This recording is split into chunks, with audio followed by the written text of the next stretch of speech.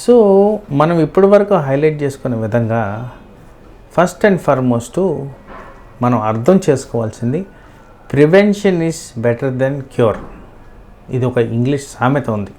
So ఈ ప్రివెంటిటివ్ measures మనం ఇప్పటిదాకా డిస్కస్ చేసుకున్నాం.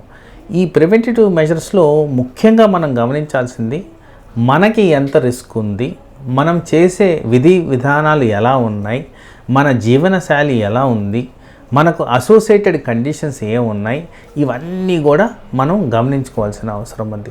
మరి వీటిల్లో ముఖ్యంగా ఏవైతే నేను వ్యసనాల గురించి మాట్లాడానో అవి తప్పనిసరిగా మనము స్టాప్ చేయడం అనేది ఇంపార్టెంట్. చాలామందిలో నేను గమనించింది అవి స్టాప్ చేయకుండా మెడిసిన్ సైడే చూస్తారే కానీ ఈ smoking, alcohol, excessive consumption of coffee, tea and abnormal eating హ్యాబిట్స్ని ఆపకుండా ట్యాబ్లెట్ ద్వారానే రిజల్ట్ రావాలని ఉద్దేశించి చాలామంది అడుగుతుంటారు.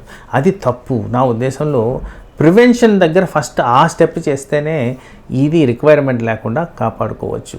తర్వాత నేను ఇదివరకు చెప్పింది ఏంటంటే స్క్రూటనీ అండ్ స్క్రీనింగ్ అనేది చాలా ఇంపార్టెంట్. స్క్రూటనీ అంటే ఏంటంటే మనం తినే ఆహారంలో ఏదైనా పడని వస్తువు మనకుందా. ఫర్ ఎగ్జాంపుల్ నేను చెప్పే దాంట్లో గార్లిక్, ఆనియన్, టొమాటో, చింతపండు ఇవన్నీ కూడా ఫ్రీక్వెంట్గా గ్యాస్ట్రిక్ ట్రబుల్కి దారితీసే వస్తువులు.